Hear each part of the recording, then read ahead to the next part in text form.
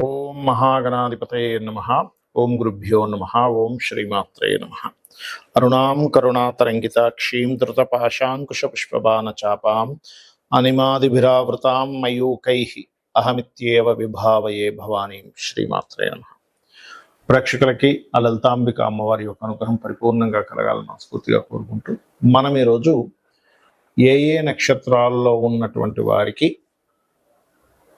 ఆ యొక్క దోషం ఏర్పడుతుంది. సహజంగా మనం పంచాంగాలు చూసుకుంటాం, పలానా నక్షత్రం అండి పలానా పాదంలో పుట్టారు, మరి వీళ్ళకి దోషం అంట అని అనుకుంటూ ఉంటాం. అయితే అది ఎంతవరకు ఉంటుంది ఆ దోషం? కేవలం నక్షత్రాన్ని మాత్రమే చూసుకోవాలా? వాళ్ళ గుణగణాలని నక్షత్రంలో మేళవించి చూసుకోవాలా? అదేవిధంగా దానికి ఎటువంటి పరిహారం చేసుకుంటే బాగుంటుంది అనేటువంటి విషయాలు, మరియు దీంతో పాటు నక్షత్రం తెలియదండి కానీ నాకు ఏదో ప్రాబ్లం ఉంది, ఆ ప్రాబ్లంకి తగ్గట్టుగా మీరే పరిహారం చేసుకోవాలి అనే విషయాన్ని ఇప్పుడు మనం చెప్పుకుందాం. అయితే ఈ యొక్క అంశాలు చెప్తుంది నేనైనప్పటికీ కూడా చెప్పిస్తుంది సాక్షాత్ లలిత అమ్మవారిగా భావిస్తూ ఒక్కొక్క రాశి గురించి, నక్షత్రం గురించి మనం తెలుసుకుందాం.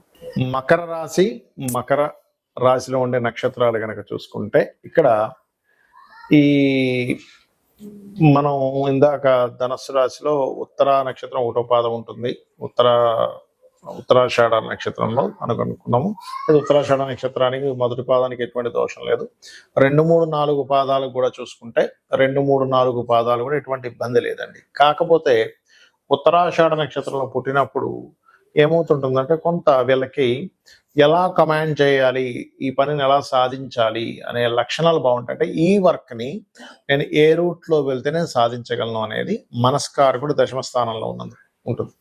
కాకపోతే కాస్త తండ్రికి కొంచెం అవమానాలు ఇవి కూడా ఎదురవుతాయి ఉత్తరాషాఢ నక్షత్రంలో. కాకపోతే ఇది ఎక్కడ ఏంటి అంటే తండ్రి కారకుడైన సన్ బాగున్నాడు, 9th హౌస్ బాగుందంటే అవి మళ్ళీ నల్లిఫై అయిపోతాయి.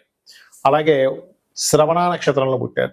ఉత్తరాషాఢ నక్షత్రం వల్ల సూర్య ఆరాధన చేయడం చాలా మంచిది. సూర్య నమస్కారాలు సూర్యుడికి అందరూ చేయాలి కాబట్టి వీళ్ళు ప్రత్యేకంగా చేసుకోవాలి.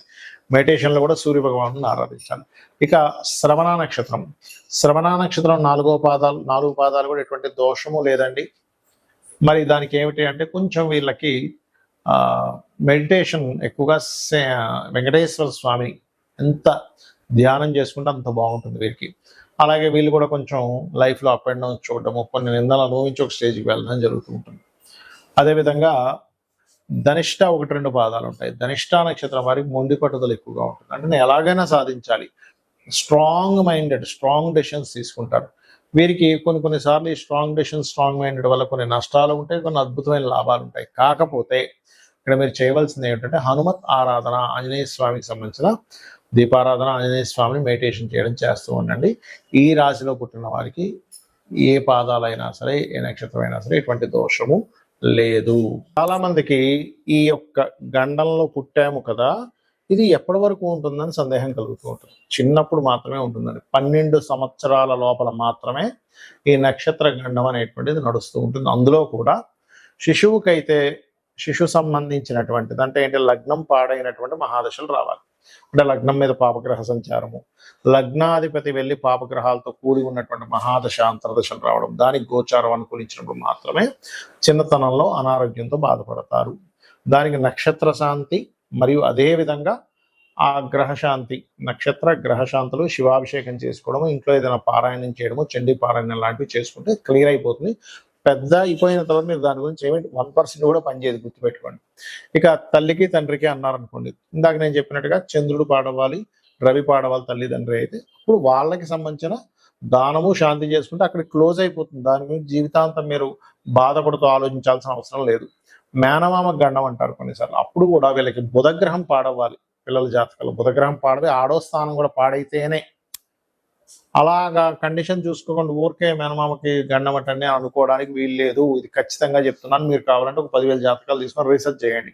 నేను రీసెర్చ్ చేసి చెప్తున్నటువంటి అంశం ఇది ఖచ్చితంగా. అలాగే మరికొంతమందికి ఎలా ఉంటుందంటే వాళ్ళకి చిన్నప్పుడు నోట్ చేయరు, కానీ వాళ్ళకి ఏదో ఇబ్బంది వస్తుందండి, నాకేదో ఇబ్బంది ఉంది, నాకు తెలియట్లేదు, జాతకం లేదంటూ ఉంటారు.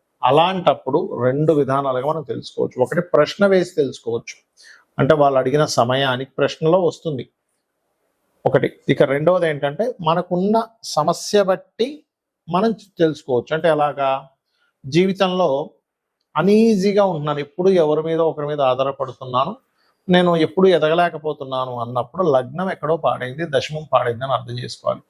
అలాంటప్పుడు మీరు ముఖ్యంగా చేయవలసింది ఏంటంటే లక్ష్మీ నృసింహస్వామి యొక్క ఆరాధన అద్భుతంగా పనిచేస్తుంది. అది మీకు లగ్నమా రాస ఏమక్కర్లేదు, లేదా హనుమత్ ఆరాధన మీకు ఖచ్చితంగా ఒక స్టేజ్కి తీసుకెళ్తారు స్వామివారు. కాబట్టి నమ్మకంగా చేసుకోండి. ఇక రెండవది ఏమంటే నాకు ఫైనాన్షియల్గా చాలా ఇబ్బంది ఉందండి అంటే, మీకు గనక జాతకం తెలిస్తే, మీ జాతకం ఉంటే గనక రెండవ భావం ఎలా ఉందో చూసుకోవాలి. రెండవ భావాన్ని ఏ గ్రహాలు కవలించున్నాయి, ఏ గ్రహాల మధ్య ఉంది, పాపకట్టెల్లో ఉందా, లేకపోతే దానికి వ్యతిరేకమైనటువంటి మహాదశా ఫలితాలు జరుగుతున్నాయి చూసుకోవాలి. అలాంటప్పుడు లలితా సహస్రనామాల్లో చక్కగా మీరు ఓం సంపత్కరి సమారూఢ సింధుర వ్రజసేవితాయ ఏ నమః అనుకోవచ్చు. అదేవిధంగా ఓం ధర్మాధ్యక్ష ధనాధ్యక్ష ధనధాన్య వివర్ధనీయే నమః చదువుకోవచ్చు. అలా కాదండి, కొంతమంది అంటుంటారు ఏమండి మాకు అన్నదమ్ములతోని అక్క చెల్లెలతోనే నా జీవితం అంతా పాడైపోయింది, మరి ఇప్పుడు ఎలాగా, నాకు వాళ్ళ నుంచి ఇంకా విముక్తి కలగదా. ఇక్కడ మనం అర్థం చేసుకోవాల్సింది ఏమిటంటే అసలు వీళ్ళతో ఎందుకు వస్తుంది గొడవ, పూర్వజన్మల నుంచి వస్తున్నటువంటి వాసన అది. పూర్వజన్మల్లో మీరు ఇబ్బంది పెట్టి ఉంటారు వాళ్ళని, అందుకని ఇప్పుడు ఈ జన్మలో వారు మిమ్మల్ని ఇబ్బంది పెడుతున్నారు అనే విషయాన్ని అర్థం చేసుకొని వాళ్ళతో మొట్టమొదటిగా చేసుకోవాల్సిన రెమెడీ ఏంటంటే మీరు ఫస్ట్ గొడవలు మానేయాలి. చేస్తున్నా కొద్దీ జన్మలు వెళ్తూ ఉంటుంది, గుర్తుపెట్టుకోండి. అలాంటప్పుడు మీరు ఓం కర్పూర వీటి కామోద సమాకర్ష దిగంతర లేదా ఓం కనకాంగద కేయూర కమనీయ భుజాన్విత, ఇది మీకు ఏదైనా ఒక పని చేయాలంటే భయం వేస్తున్నప్పుడు కూడా జరుగుతూ ఉంటుంది. ఇక విద్య అబ్బదు కొంతమందికి, చాలా మంది అనుకుంటారు ఈ నక్షత్రంలో పుట్టాం కాబట్టి విద్య అవ్వట్లేదు అనుకుంటారు. అది అలా కాదు, 4వ భావం పాడవుతుంది, గుర్తుపెట్టుకోండి. అప్పుడు మీరు చేయవలసింది ఏమిటి అంటే 4వ అధిపతి ఎలా ఉన్నాడు, బుధుడు ఎలా ఉన్నాడో చూసుకుంటూ పర్టికులర్గా మీరు మీ యొక్క జాతక చక్రంలో 4వ అధిపతి ఎలా ఉన్నాడు ఏమిటి చెక్ చేసుకొని దానికి సంబంధించిన రెమెడీలు చేసుకోవడము, అందులో ముఖ్యంగా హయగ్రీవ స్తోత్రం చదువుకోవడం చేస్తూ ఉండాలి. అలాగే ఓం శుద్ధ విద్యాంకురాకార ద్విజపంక్తి ద్వయోజ్వలాయ నమః చేసుకోవచ్చు. ఇక సంతానం లేదు, కొంతమందికి సర్పదోషాలు ఉంటాయి, దానివల్ల అవ్వదు, దానికి ఏమి కంగారు పడకుండా దత్తాత్రేయుడిని దిగంబర శ్రీపాదవల్లభ దిగంబర. అప్పులు ఎక్కువగా ఉన్నాయండి, అపర్ణాయే నమః. వివాహం అవ్వట్లేదండి, ఓం కామేశబద్ధ మాంగళ్య సూత్ర శోభిత కందర నమః చూసుకుంటూ సప్తమ స్థానం ఎలా ఉందో చూడాలి. అప్పులు ఎక్కువగా ఉన్నాయంటే 6వ భావం ఎలా ఉందో చూడాలి. గండాలు ఎక్కువగా అవుతున్నాయి, ఇప్పుడు మనం అనుకున్నాం ఏ నక్షత్రానికి ఏ గండం అని. అలాంటప్పుడు మీరు చేయవలసింది ఏమిటి అంటే గండానికి కారకుడు ఎవరు, అష్టమాధిపతి. సడన్ ఇన్సిడెంట్స్, సడన్ గ్రోత్ ఉంటుంది, సడన్ డౌన్ ఉంటుంది అంటే అష్టమాధిపతి వల్ల. బాగుంటేనేమో ఒక్కసారిగా 2-3 సంవత్సరాల్లోనే కోట్లకు పడగెత్తారు, బాగోపోతేనేమో డౌన్ అవుతారు. ఇది ముఖ్యంగా చూసుకోవాలి. అలాగే భాగ్యం, ఎప్పుడైనా గుర్తుపెట్టుకోండి, భాగ్యాధిపతి బాగున్నాడా ఇంక తిరుగులేదు, వాళ్ళ లైఫ్ భగవంతుడు దగ్గరుండి నడిపిస్తాడని అర్థం చేసుకోవాలి. పాడయ్యాడా, ఓం హరనేత్రాగ్ని సందగ్ధ కామ సంజీవన ఔషధి. కెరియర్ సరిగ్గా లేదండి, ఓం మాణిక్య మకుటాకార జానుద్వై విరాజితాయ నమః. బెల్లము దానంగా ఇవ్వడం, నువ్వులు దానంగా ఇవ్వడం, గోవులకి భక్తి శ్రద్ధలతో భావనతో గోవులకు బెల్లం తినిపించడం చేయండి. ఏమంటే సక్సెస్ రేట్ లేదు, ఆనందం రేట్ లేదనుకునేటువంటి వారు ఓం ఇంద్రగోప పరిక్షిప్త స్మరతోనాభజంగికాయే నమః చేసుకోవాలి. లేదంటే విదేశాలు వెళ్దాం అనుకుంటున్నాను అన్నప్పుడు ముందు అసలు మీకు విదేశీ యోగం ఉందా లేదో చూసుకొని, ఇన్వెస్ట్మెంట్స్ విదేశాలు, తండ్రి యొక్క ఆస్తి అంతా కూడా 12వ స్థానంలో ఉంటుంది కాబట్టి విదేశీ వెళ్ళే యోగం ఉందండి కానీ ఎక్కడో ఆటంకాలు జరుగుతున్నాయి అన్నప్పుడు హనుమాన్ చాలీసా చదవండి ఉదయం సాయంత్రం. ఖచ్చితంగా మీకు ఆ స్వామివారు మీకు ఏదైతే అవయోగంగా ఉందో ఆ యొక్క అడ్డును తొలగించి మీ యొక్క సంకల్పం నెరవేరేలా చేస్తారు. శ్రీమాత్రే నమః.